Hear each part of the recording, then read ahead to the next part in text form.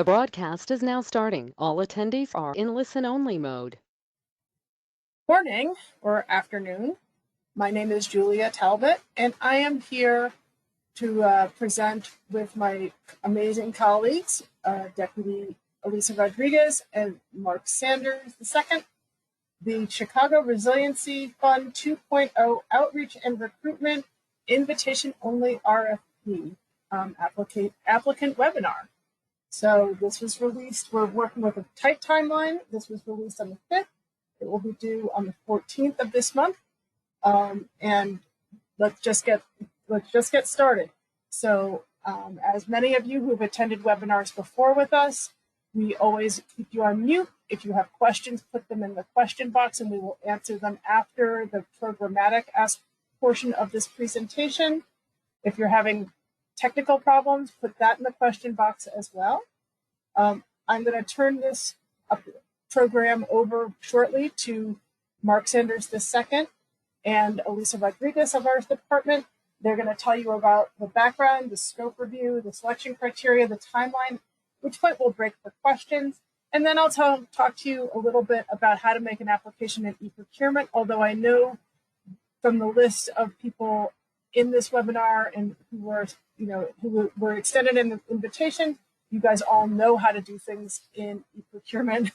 So I want to, we can have as much time for questions. That's much more important. I can go through a refresher on the e-procurement side, but you guys are pros at this stuff. I will say, as always, this webinar is being recorded, and a link to the webinar, which will be posted on the DFSS YouTube channel, will be posted.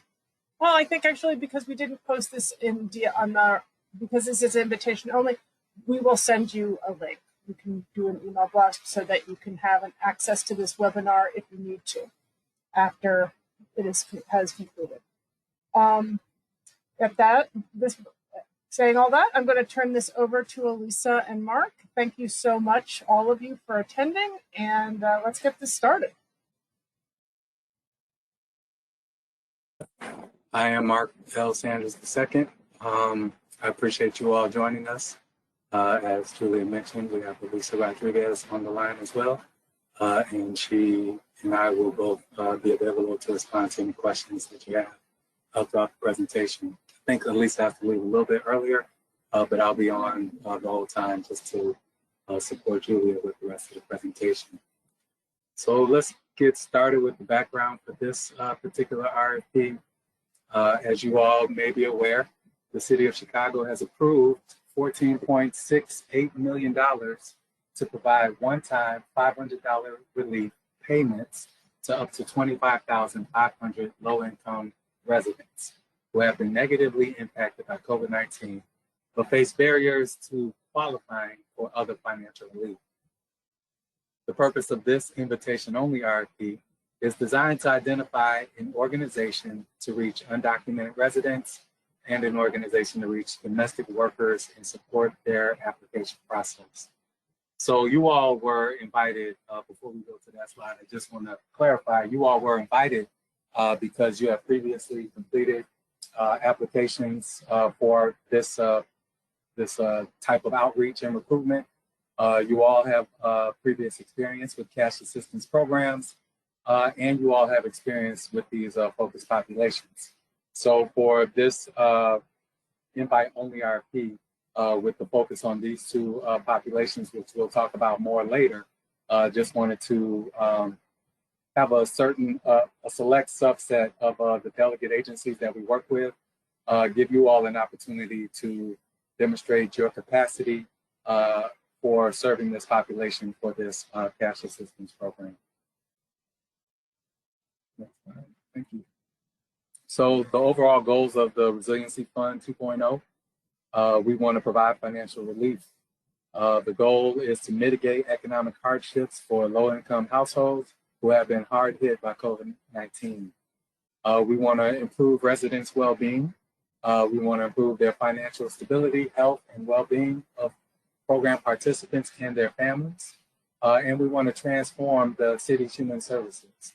We want to improve and promote the city's capacity to create and deliver impactful inclusive, people-centered, anti-poverty programs that build on the existing safety net. So these are sub-goals of the overall COVID response, and this is primarily focused on financial relief.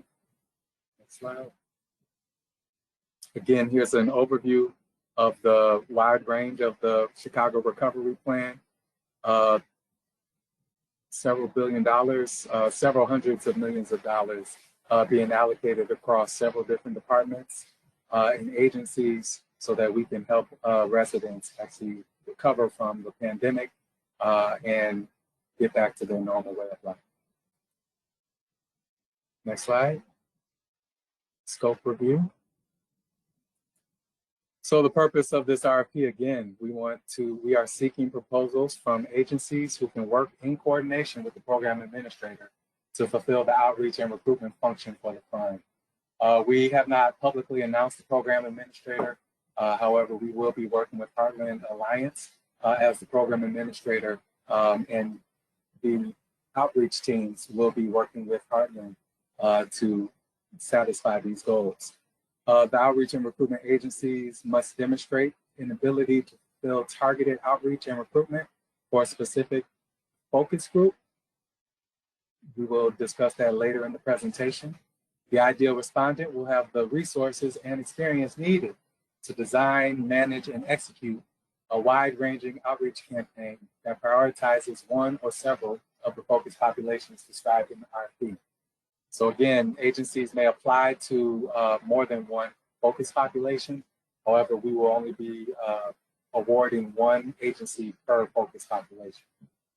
Respondents must submit a separate proposal for each focus population. Respondents may also subcontract to fulfill the program requirements. We know that you all may not have contracts executed at the time of the submission for this RFP. However, we just want to see what those planned partnerships would be, what those collaborations would be, and we want to encourage, we will be prioritizing collaborative approaches to these focus populations. As you'll see, we're trying to target this population, domestic workers and undocumented residents. The target is in the thousands. And we recognize that most delegate agencies do not have the capacity to do that independently. So we are looking for evidence of collaboration in your proposal. If needed, if requested, we can make sure that the organizations represented on this call, we make you all aware of each other's intent or interest in the application. So if there's an opportunity to connect with each other, please do so in your proposals. Respondent will also coordinate with the program administrator to support residents during the application process.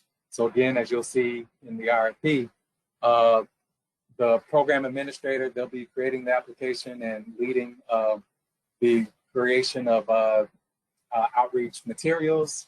However, the respondent must have the capacity to share that information widely across a variety of geographies and networks throughout the city of Chicago, and also be able to provide space for in-person assistance. Again, whether that's directly through your own site or in collaboration with other organizations, the respondent must have the capacity to support applicants in person in completing the applications as needed. Next slide. For the focus population and the expected reach, applicants for the fund must meet the following eligibility criteria.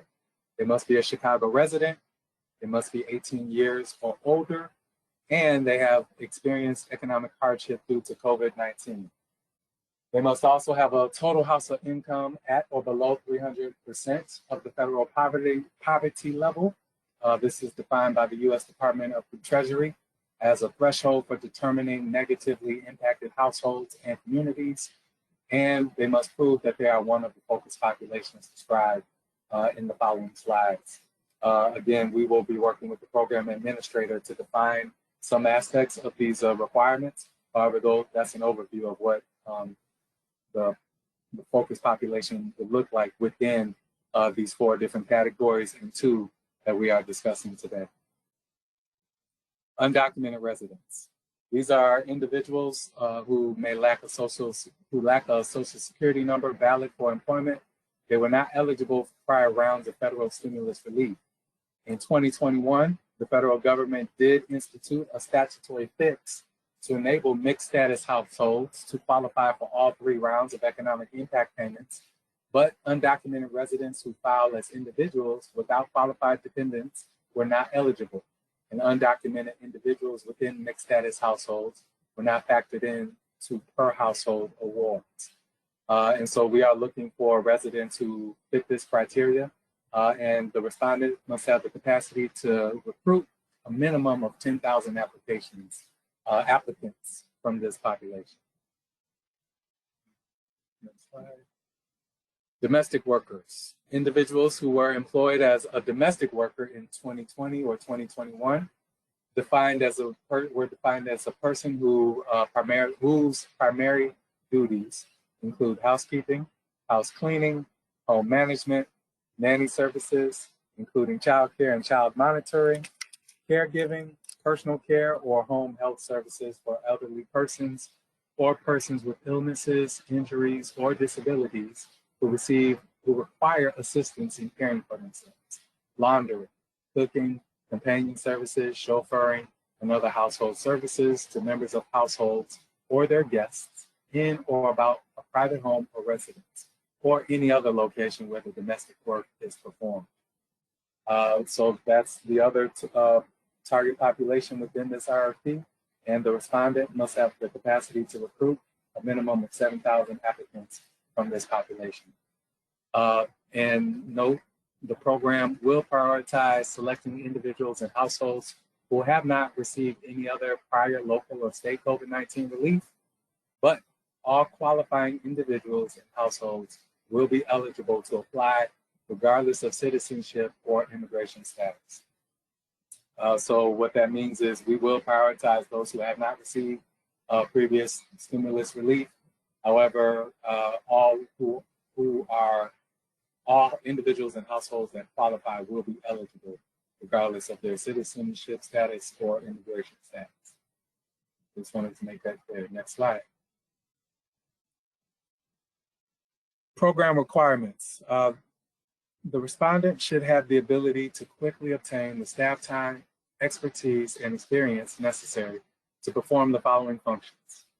Again, we want the respondent to support the program administrator to design, create, and distribute program materials, both digital and printed, that clearly and effectively communicate the pilot information, participant criteria, and how to apply, and that reflect the language, cultural, technology, and literacy needs of the pilot's focus population.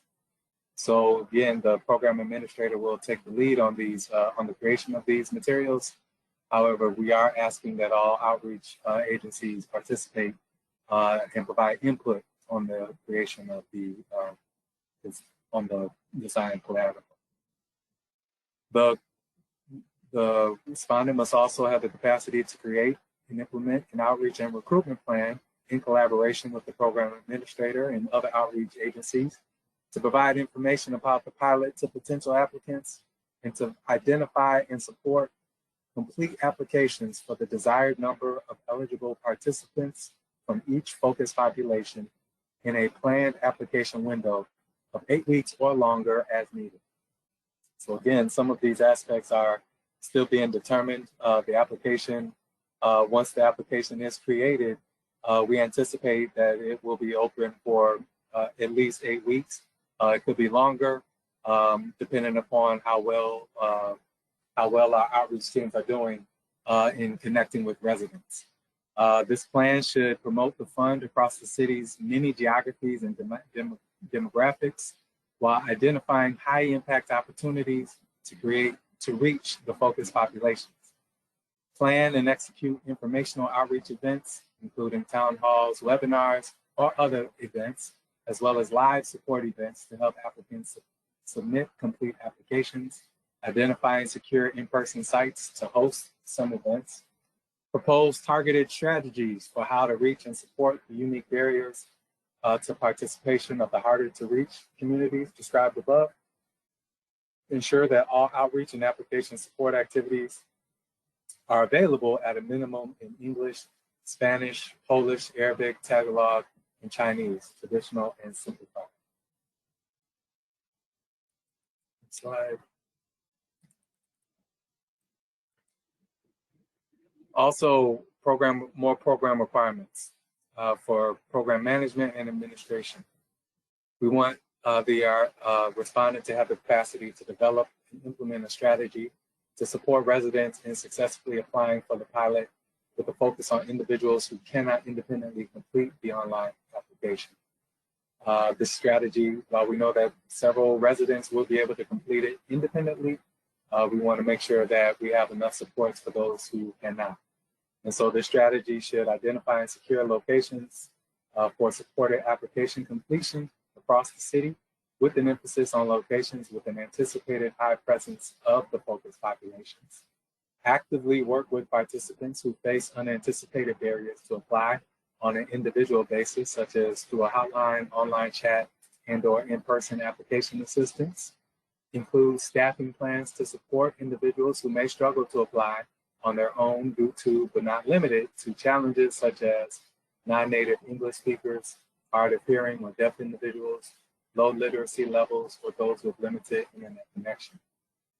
Prepare, train, and support staff in communicating program details, what to expect from participation, and program support team contact information for troubleshooting issues.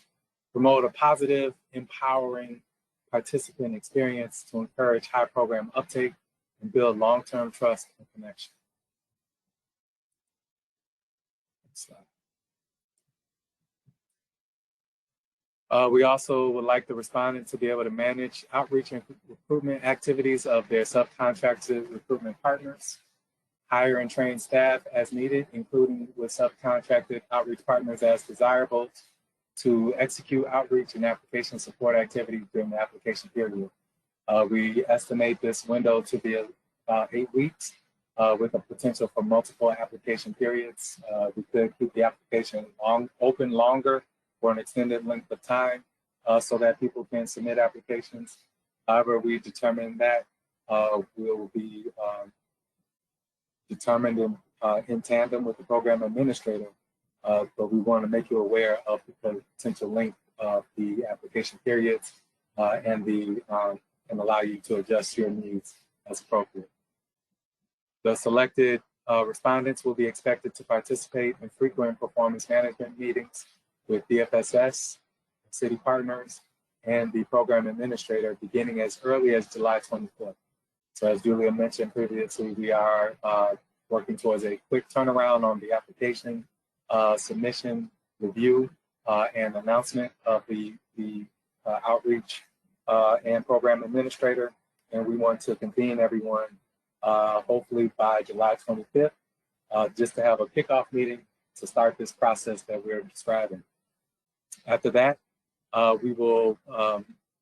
you should anticipate having a staff member participate in a weekly outreach performance management meeting together with DFSS and the program administrator during the application period. Performance goals and outcomes. The goal is to reach hard hit focused populations and deliver a positive experience. These are the top objectives for the selected respondent. We want to track progress toward achieving the outcome goals of this program: 10,000 for undocumented residents, 7,000 domestic workers. And so we'll be tracking our progress toward that goal, and we will be assessing success each week, or depending upon how we convene our outreach and recruitment partners, the schedule may vary. However, we will be working in tandem with the program administrator to track our progress toward the goal. So we will be tracking the number of informational and application support events executed, the applicant pool composition, the number of applicants from the respondents' focused populations, as well as the number of applications, completed applications received. For all outcome and output measures listed above, DFSS intends to measure performance for key demographic groups, including but not limited to populations described in the focus population section above, their income level groups, racial and ethnic groups, and geographic groups. So where are they located throughout the city? What is their race and ethnicity? What is their income level? And which of the 4 focus populations, two not described in this RFP, which focus population are they a part of? Next slide. Selection criteria. So we are seeking respondents that can demonstrate a clear understanding of their selected focus population, including their strengths and assets and needs and challenges. We are looking for client and community engagement activities that solicit feedback that inform service delivery. Some of you who have participated in our previous pilot, we decided to update our outreach strategy based on feedback we were receiving from participants and applicants. So that's the kind of information we're looking for in your response. How do you adjust your programs based on client responses? We're also looking for expertise working with the focus populations, and we want to make sure that the team has relevant capabilities and or infrastructure needed to serve these groups. Next slide. Organizational capacity. We are looking for respondents that have qualified staff responsible for all required service components.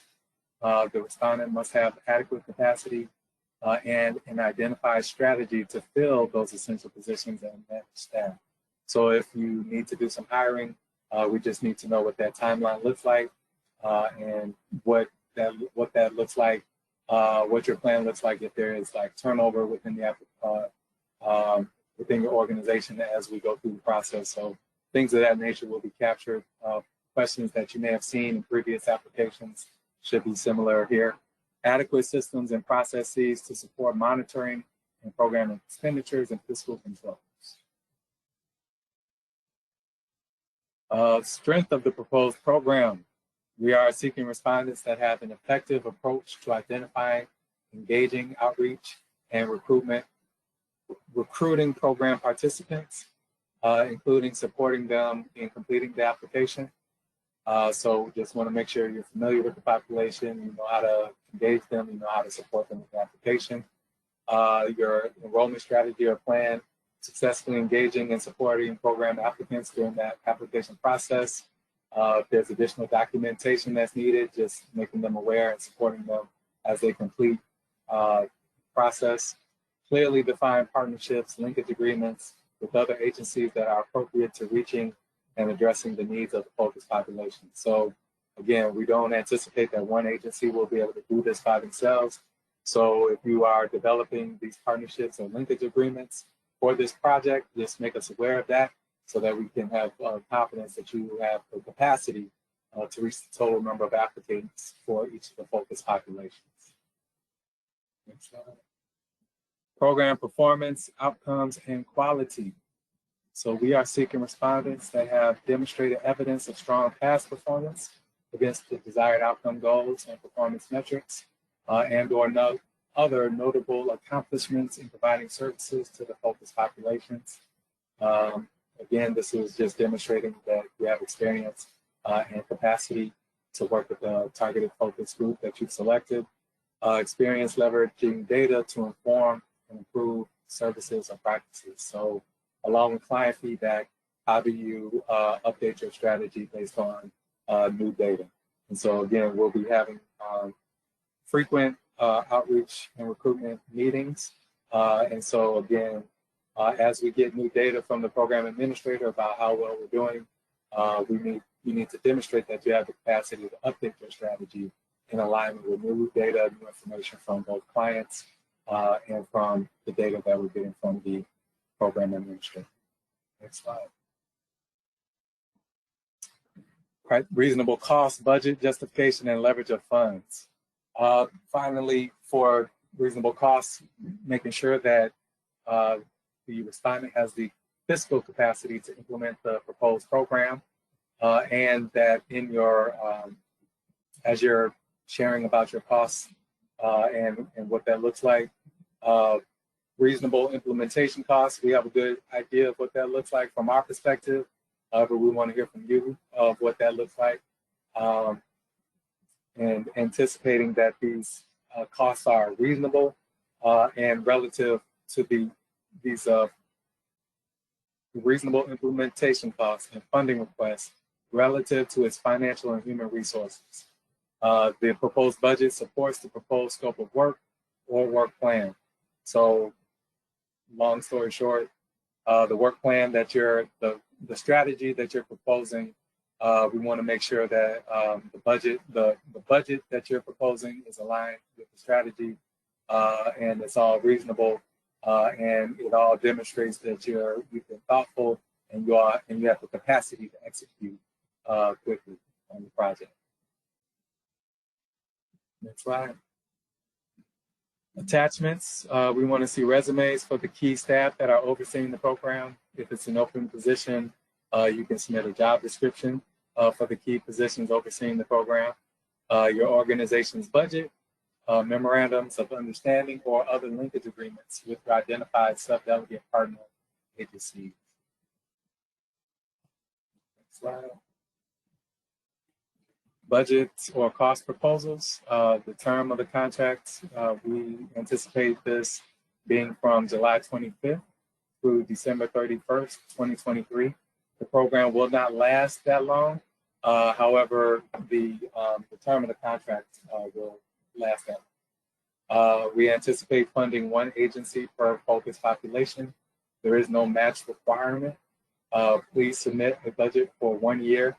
The program, we're anticipating it to be about 8 months or so. However, the budget you should be for 1 year. If you're only planning to allocate costs for like 8 months of the year, just make sure that's reflected in the budget. But again, this will be a sprint, and we will be using data to inform and guide our strategy as we move through this process. We want you to be thoughtful and inclusive when developing your budget. Apply for your program's costs. However, we want to make sure that there's justification to support the program costs that you are applying for.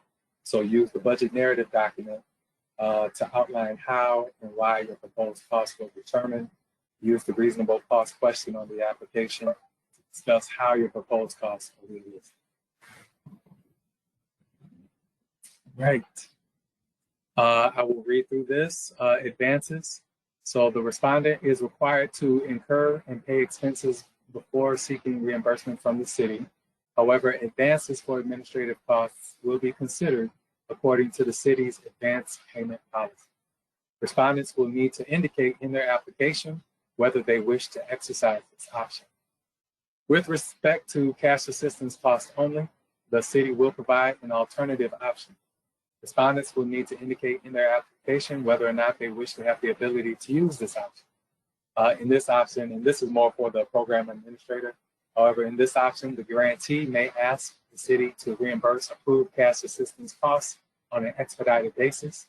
In this case, the city would transfer funds directly to one or more third-party providers engaged by the grantee to provide A, prepaid debit cards, B, physical checks, and/or C, other cash assistance disbursement methods to which the city and grantee may agree.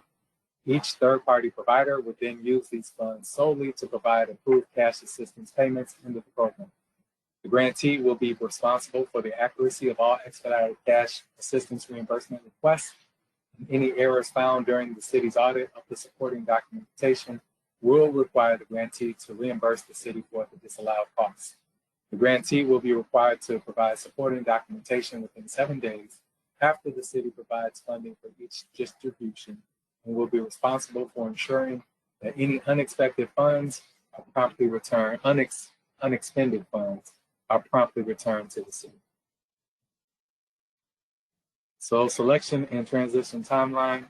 Pre-proposal webinar is now Thursday, July 7th. Due date to submit pre-proposal questions is tomorrow, Friday, July 8th So if there's anything we haven't been able to address during today's webinar, please submit that in writing and we will provide a response. The application is due next Thursday, July 14 at 12 noon. The program period, as we mentioned, begins Monday, July 25th. And we will be looking to convene all our partners to have a kickoff conversation about how we move forward. Great. Thank you so much, Mark. Now we're going to open this up for questions. Few questions already out. First of all, who will coordinate the multiple outreach agencies? Will there be a way for the chosen outreach agencies to work together to leverage outreach strategies because of the overlap? And is this a lottery or a first come, first serve? So I'm just gonna read the first question again for you, Mark, and we can just take them one by one. So who will coordinate the multiple outreach agencies? Oh, you got on mute. So for the multiple outreach agencies, for your specific target population, for example, if you're applying for domestic workers, you would manage the sub outreach agencies that you're working with to reach that population, to reach that focus group. We will be convening partners wherever there is overlap. We will look to convene partners.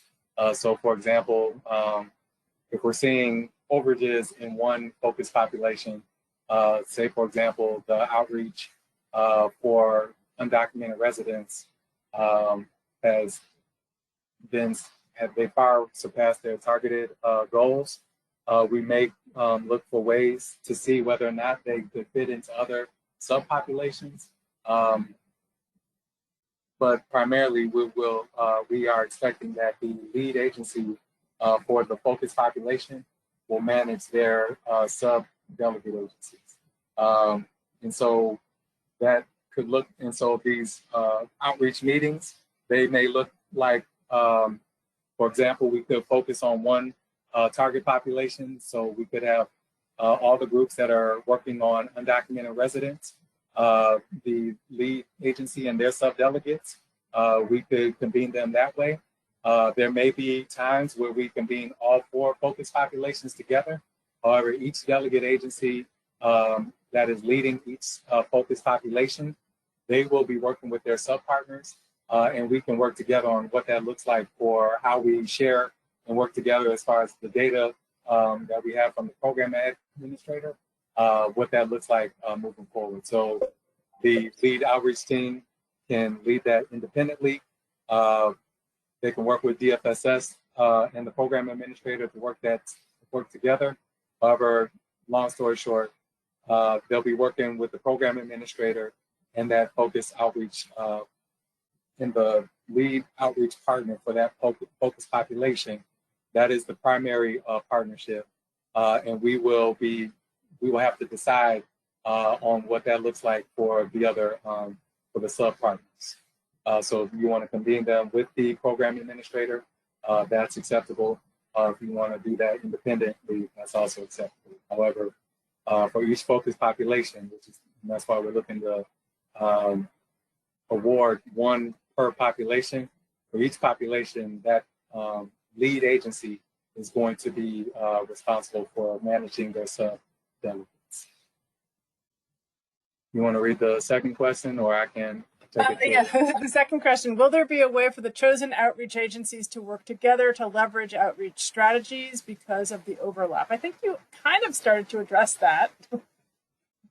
Yes, and so again, that can look a variety of ways, and so we're going to be thinking about how to best approach that.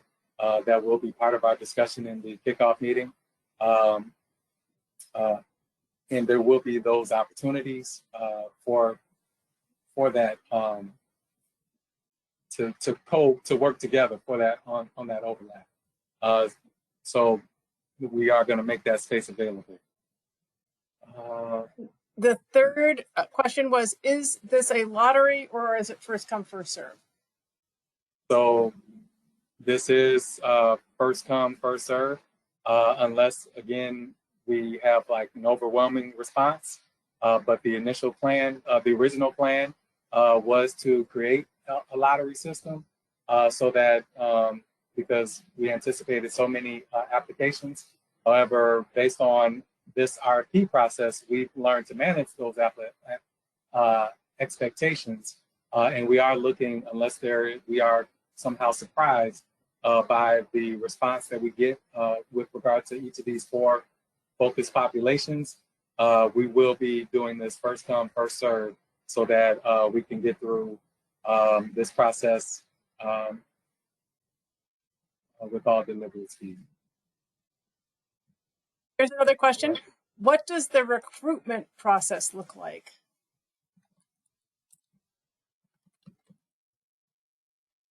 The recruitment process is going to be determined by the lead outreach agency for that focus population.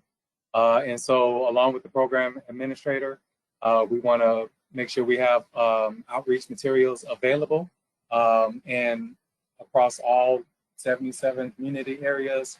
However, we are expecting the lead agency to have a good sense of where to find most of these participants, where to target the outreach. Again, we'll have large media postings about this as much as we possibly can. However, we are relying on targeted outreach to these community areas. So we're expecting you to know community areas where undocumented residents live, how to access them, and what networks they are connected with, and making sure the information is available to them. That also means making space for in-person application assistance as needed. It could be over the phone, it could be physical locations in person, and leveraging other agencies or organizations that you're working with, leveraging maybe their computer lab for in-person assistance. There's a variety of ways that will look. However, we are looking for guidance from you all as to what that should look like. But overall, hopefully I've been able to address that. We want to make a mass, raise awareness about the availability of the program, but we also want to drill down and do targeted outreach to those community areas where we know that, in these networks where we know that these participants will likely live and interact with different Chicago residents. What amount of documentation is needed specifically for undocumented residents? Specifically, what identifying information will have to be submitted to DFSS or subjected to future audits? So they're trying to get at whether we can protect undocumented residents' identity as much as possible so they are not wary about applying. Good question. Yes, so that looks, how that looks for this specific program, we don't have the answer yet. However, that is our goal as well. And we want to also communicate clearly that this is not a public charge. We want to communicate clearly that undocumented residents are welcome to apply. And we want to communicate that we will be protecting their identity and their status from audit review. So we will be, DFSS will need access to, and we'll talk about this more in depth as we go into the contracting process. However, we do have a plan in place to protect people's personal identifiable information. We do need access to it. However, we've been given guidance that the information that we receive will not be subject to scrutiny from parties that are looking to, that do not have our clients' best interests in mind. So that is our goal as well, just to protect people's information, but we also want enough information to meet our requirements. So again, has not been fully determined.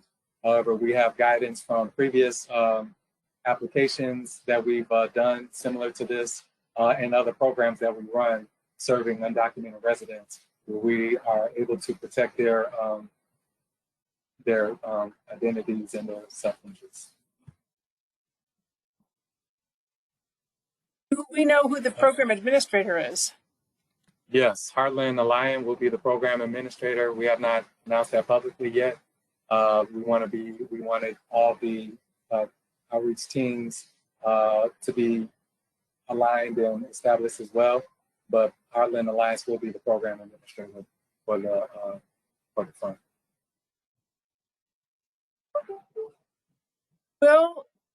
We have a lot of questions. Let's see.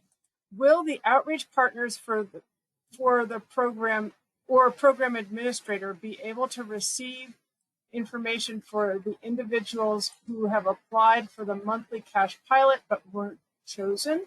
Some of those individuals might be eligible for and interested in receiving this money.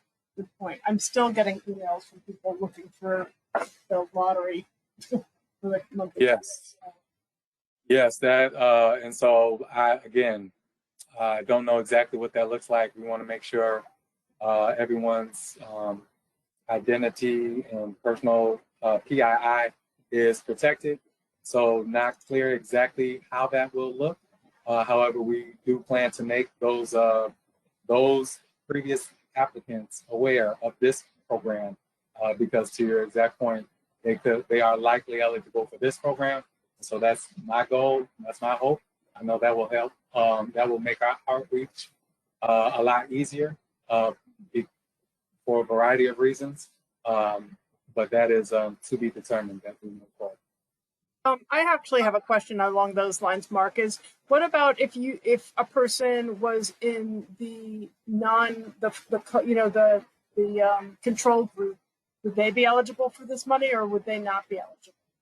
The control group for the people who aren't getting the cash assistance but who are in the control group. Yes, they are. They are absolutely eligible. Yes, we are in. Because they have not received previous cash assistance, specifically through that pilot, they would be eligible. The treatment group will not be eligible. So we want to make sure that it's one household award per program. And we also know that some households could be eligible for multiple focused populations. They may be undocumented residents who work as a domestic worker and are also providing care or have elderly dependents or young adult dependents. So we do want to limit one award per household as much as we can.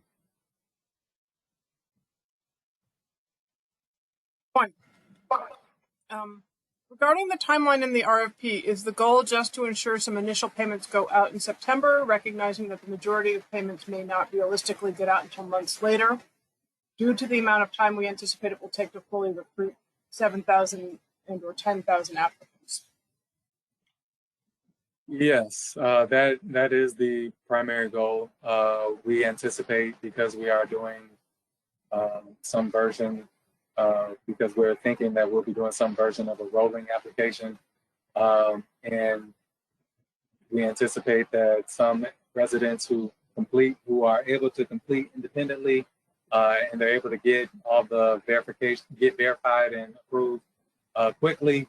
If we are able to award them within the same month, we will.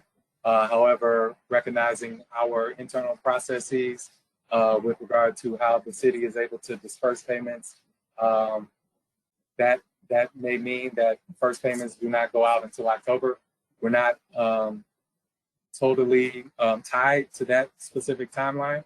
However, what we wanted to communicate is that we plan to move as quickly as possible, but we also want to give enough time to get this right and enough time to to outreach and recruit the desired number per population, per focused population.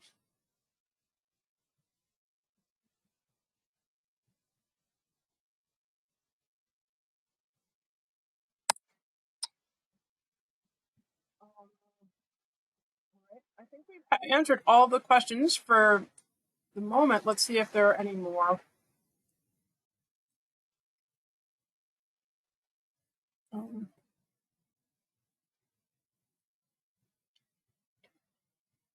Certainly making sure that questions are addressed during these. Oh, good. Is there a technology partner? Oh, you're on mute again, Mark. Yes, the program administrator, they have a technology partner.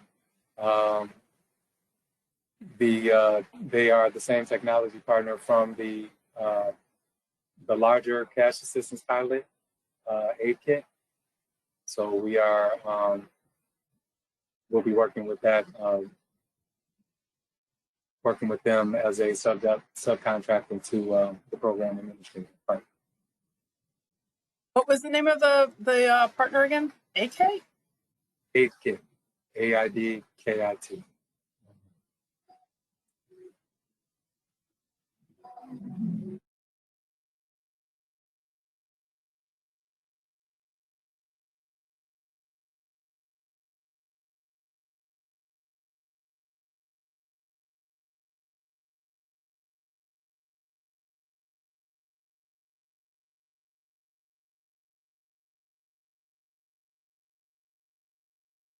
Right.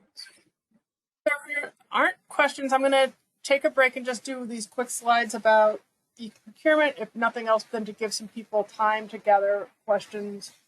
Do have more questions. This is really, it's given this hard timeline, like this is your opportunity to get everything addressed. You guys have all done applications within the e-procurement environment. You know about the 4,000 character limit. You all have iSupplier accounts because I actually had to register you as part of the RFP. You know to review the RFP narrative and application questions. Review the selection criteria, respect the 4,000 character limit, don't use your back button, save often. You can't start early because, it's a different timeline, but I'm sure you already have. Remember, it's a 12 o'clock noon hard deadline. You all know how to submit, and you all know that late applications will not be accepted. If you're having problems, call the helpline or call me or Mark.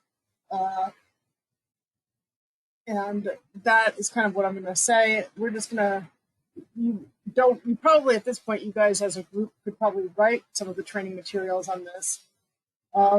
But if you do have questions, don't hesitate to call me. Given the timeline on this, if you have a pencil or pen, my cell phone number is 773-551-0252. And so if you need to call on a weekend because e-procurement is giving you a hard time, please, don't hesitate to do so. It's if I don't always hear my phone, so just leave a message and I will call you right back. This is a really important program. It's an interesting program. It's a new program. And I want to make sure that you get all the technical support you need from an e-procurement standpoint so that you can put in your applications. So how to accept an amendment. You guys all know how to accept an amendment. You're going to go through, you're going to create quote, you're going to accept, you're going to start the process, you're going to review the amendment because you know that we all have to review, we want to make sure. The amendment, in this case, it's going to be basically these very good, deep, rich questions that you've included and just more a written version of what Mark said in terms of an answer. And you're going to review the changes, you're going to accept the terms and conditions, you're going to do your acknowledgement. You're just going to keep clicking those yeses. You're going to confirm, and then you will then accept some more. You're going to accept your terms and conditions, and then your life will be perfect. Here's a question. Will we receive a list of who was invited to this RFP so we can potentially connect with each other? Mark, I think that you mentioned that you were going to send out that information. Was I correct? Yes. Okay, so we'll send out as soon as I get the YouTube link posted. I'll send that to Mark. He will send that out, and he will also send out the list of who else is invited to this party, this RFP party, and so you guys can connect with one another. In terms of how to submit, I know that you all know how to do this. You're going to save your draft. You're going to hit continue. You're going to quote on at least one line. You're going to review your work. Here's the lines. You're going to, you know how to do a quote value. When you're all done, you're going to be in that review and submit phase, and then you're going to just keep scrolling on down until you can sign and check and do your printable version, and then save and save if you want one more time. I don't know why. At that point, you're going to submit, and then you're going to get the confirmation. Again, if you want to call me, just call. If you want to call me to get the confirmation on that, I'm perfectly happy to verify it. That I probably need to be in the office to do quickly, but if I'm here, man, just give me a call. Here is there an agency already selected for elderly, independent, young adult focused population? And if yes, when would that be announced? Yes, and I don't remember off the top of my head, but that will be announced around the same time that we announce the other applicants. So by the 25th. That information will be sent out by the 25th.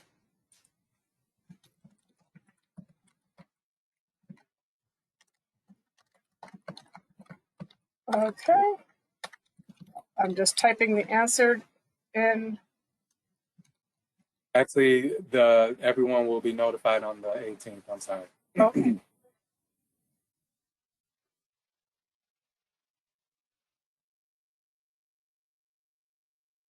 Yeah, getting back to this, you're gonna get a confirmation, and then here you are. Here are our phone numbers. Let's see if I can. I'm just gonna add my cell phone number in here. I need it to be italics, but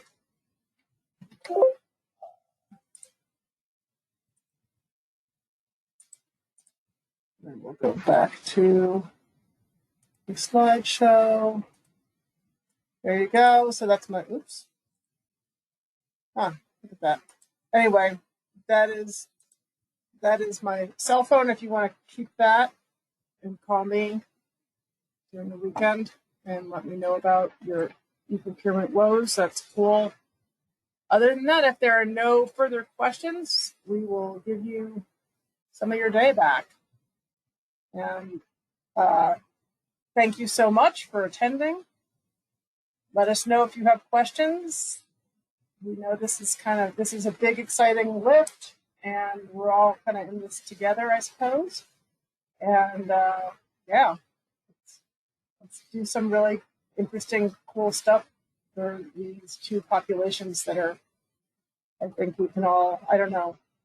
Mark, you're the program expert, but my impression is that they're real underserved.